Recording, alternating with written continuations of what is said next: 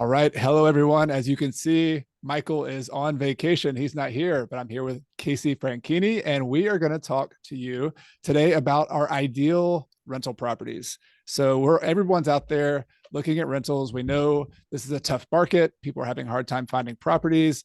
One of the most important criteria I found is to have a pretty clear buy box. I know Michael talks a lot about this. Casey talks a lot about this.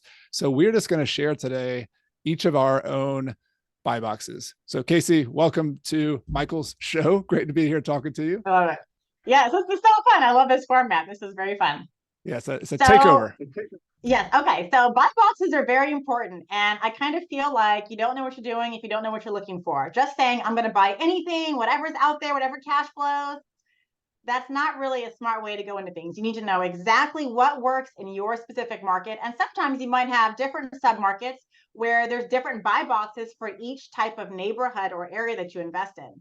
So for me, I invest in A, B neighborhoods and also C neighborhoods. I stay completely out of D neighborhoods. And let me tell you, they are abundant in Memphis. Okay. Memphis is one of the highest crime ridden cities in the country.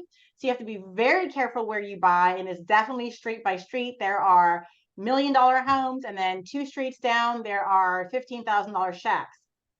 So really understanding your market, like Michael says, do the work, and understanding what cash flows and what's a good deal is really important. So for me, I have kind of two different buy boxes. They're very similar. So we'll kind of talk about my favorite buy box, my ideal properties, my ideal criteria, and that would be my A-B neighborhoods. So out here in Memphis, I prefer certain neighborhoods. So that's one criteria is my zip codes. There are a few zip codes that meet that AB criteria, and I really do not stray from them. These neighborhoods have specific schools that are very desirable, and people will move into the neighborhoods, and my properties will have a higher demand and get a higher rent because of the schools. Again, Memphis has some pretty bad schools, a lot of gangs, and so if you want your kids to go to a quality public school, there's just a few around. So that's very important is my schools. The next, which isn't quite buy box criteria, but it is very important, it's also crime. So even in these zip codes, there may be some parts of the zip code or the area that has more crime than other parts. A lot of what's the word? Landmarks or whatever may define these crime areas. Usually it could be like a major street or a river, a stream, a shopping center, be on one side or the other side is nice or worse than the other. So those are overall things that are important to me. But as far Casey, as a strict buy box, can I ask you a question on that? Because yeah, people might be sorry. wondering when you're looking at a neighborhood and you're trying to determine, all right, this side of the street feels good. This side, do you look at just kind of a gut feeling? Do you walk around the neighborhood? Do you look at stats? Like how does someone actually determine that when they're on the ground?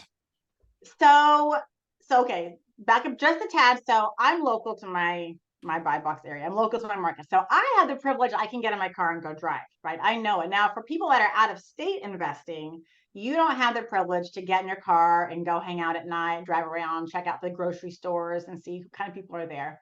So you have to rely more on online platforms. So for those people that are likely investing out of area, as far as safety and crime goes, there's a few things that you guys could check. Spot crime is one of my favorites because spot crime will tell you exactly what type of crime is going on. Whether it's shootings, assaults, robberies, burglaries, arson. That's a fun one to see. That's not fun, but you don't see it often. So when it pops up, arson.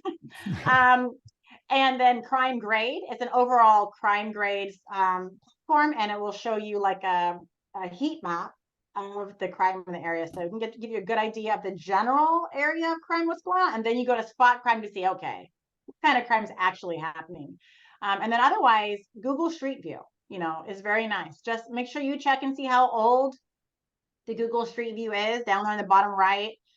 It will, when you're driving around, the little yellow man, Google Maps, you can kind of look left and right and look and see the types of houses. You want to understand if you're buying in an A, B, C, or D class neighborhood. Yeah, And that you makes can see sense. real quickly, yes, when things transcribe from, A to B to C to D, you're like, ooh, better back up, Yeah. U-turn, other Yeah. direction. Yeah, got it. Love it. So number one location for you, your AB locations, zip code, school district, crime, kind of the gradient of crime. So that's your kind of starting point. What else do you Yeah. add to your ideal properties? So once I've got that down, and that really has helped narrow exactly the neighborhoods I'm looking in, now my real buy box comes into play.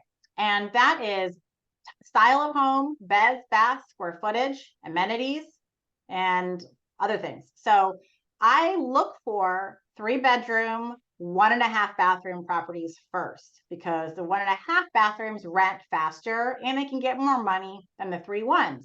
Now I know, coming from California, people go, 1 bedroom, nobody's going to rent that.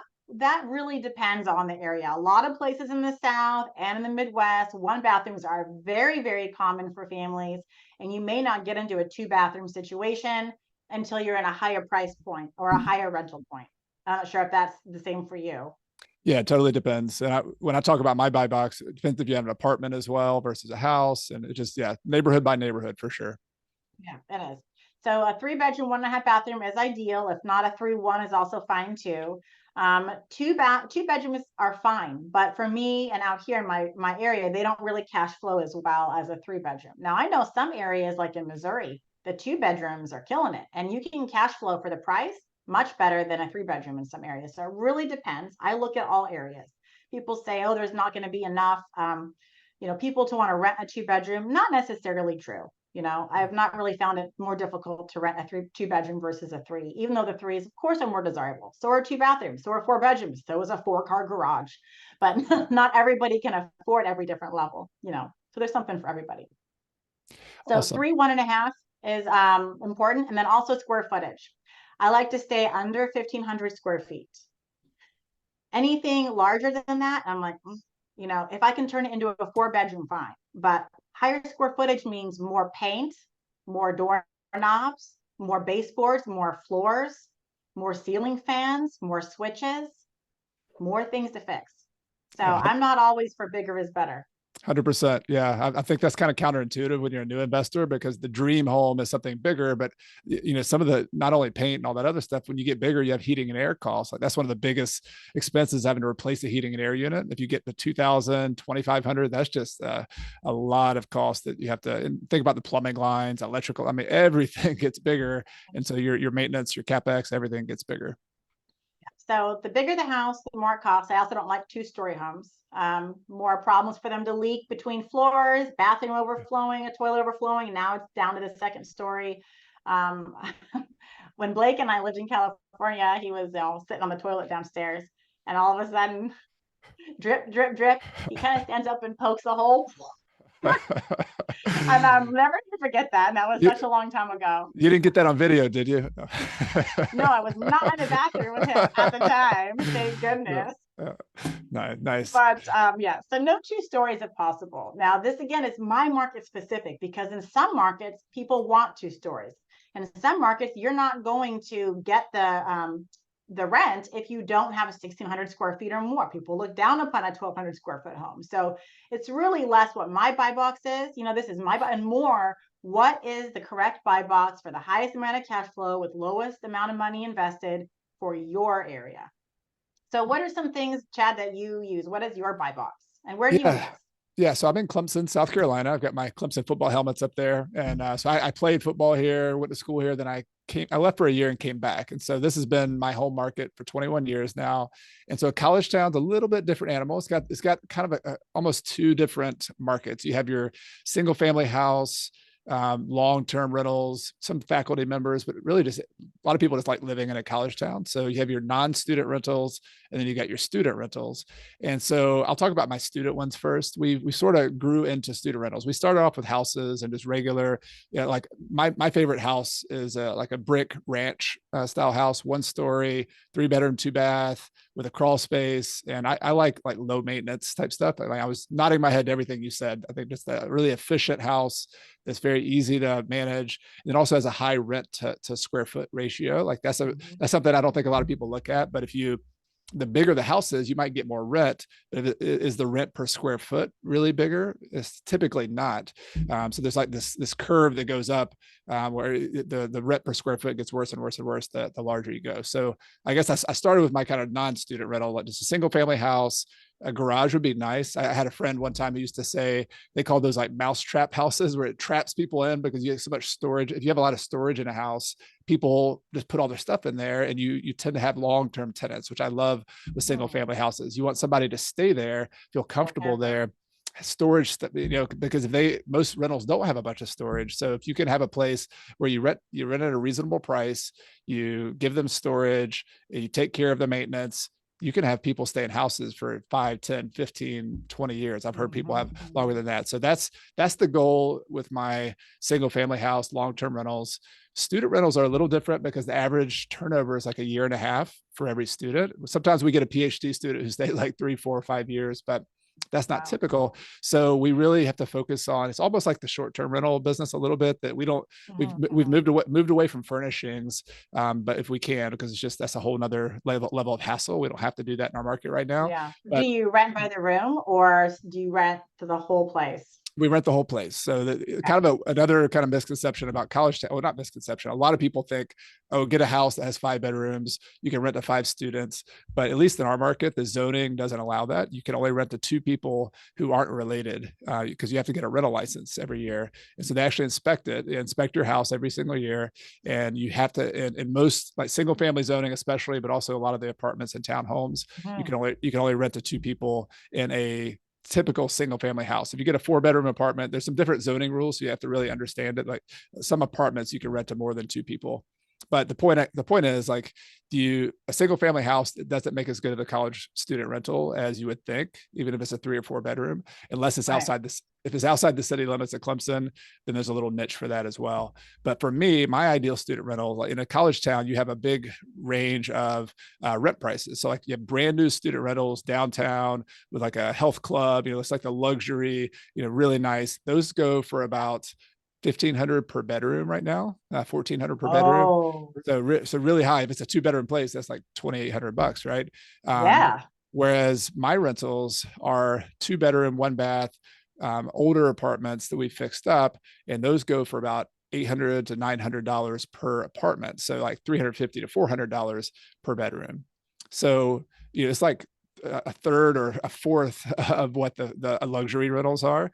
And so I'm looking for smaller, efficient rentals. 1 bedroom is my ideal. Actually, a studio or a 1 bedroom would be some of my best rentals, because I found a lot of college student rental, the people who want more affordable rentals, they're kind of done with the whole roommate thing. They're like, no, I just want to have my own spot, have my own space, privacy. So we rent those super easy. So like if we can be a 1 bedroom or maybe a 2 bedroom, it's on the bus line. It's about 1.5 miles or 2 or less from campus, from downtown. So convenience, locations, number one. Instead of school districts, I'm looking for convenience to the amenities that people, where they go to school, where they go to the bars, things like that. And then I'm looking from an efficiency standpoint, very similar to your buy box with single family houses. I want to have the most rent per square foot. And for me, that would be like a 400 square foot studio apartment would be the best, because those rent for about $700 per studio. So you can get a lot of rent for a very small space. And if you have a 10-unit building, a 12-unit building, which we do in some cases, that's when you can get a lot better kind of efficient cash flow for your building. So what kind of made the transition for you from regular old long-term rentals to student housing rentals? It was actually my first house hack.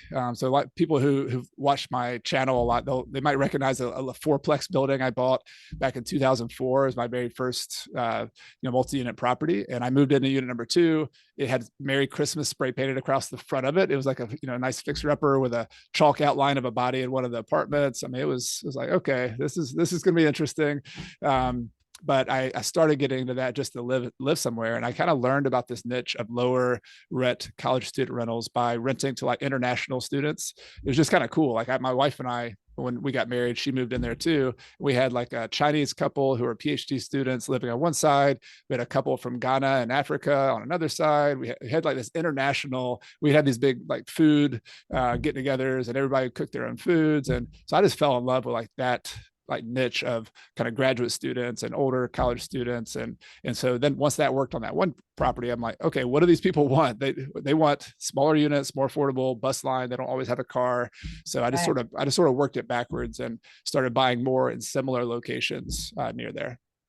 I'm kind of curious. So most people don't want to buy 1 bedrooms. like they think they're not going to rent. Just like I even was saying earlier, 2 bedrooms people say are harder. Do you feel like maybe you get a little bit better deals, or able to, there's less demand for the 1 bedrooms? No, there's actually, see, I think this is a cool distinction. Like I think in a suburban area, I would consider Memphis mostly suburban where single family houses, Mhm. people want to live in a Yeah. single family house. They want to go to school. Like in that case, 1 bedrooms are kind of, you don't want to mess with Mhm. that. But if you're in a Right. more urban environment, which Clemson is a mini urban environment. So if you got to really understand your market and say like urban, suburban, urban, suburban. And so if you're in New York City, like efficient apartment, cool. Like people are cool with that. Chicago, even probably San Francisco, LA, if you're in a downtown area. And so my area is a little mini urban area. And in that case, 1 bedroom as a rental is in more demand. Like you get more per bedroom for a 1 bedroom than you do for a 2 or 3 bedroom. And from a purchase standpoint, most investors look at multi-unit properties like on a price per unit basis. So like I bought a 14 unit, it was 2 buildings, 14 units, all studio apartments. And those, I think, what do we buy those for? I think it's about $90,000 per, no, a little bit Per less. unit. Yeah, 70,000 per unit, which was a pretty good deal at that point. They're probably worth 100,000 per unit right now. And so it's just, Cool. it's more about the rent and the net operating income, like more of a commercial property than a Yeah. single family house. I love it. I feel like so many people want to go online and find a guru and copy their buy box and copy their buy box.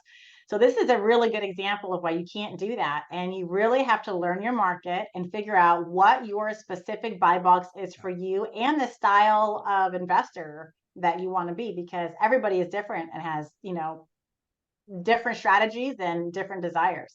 100%. So I hope the takeaway is exactly what you said, and that people will take the principles that we have. Like we have very different buy boxes, which is amazing. Like look at this, 2 successful investors doing it in 2 different ways, but try to find the principles, those location, those efficiency principles, figure out what your market's all about and apply it to you. So Casey, thanks for sharing the details of your properties, and look forward to talking to you some more on another call.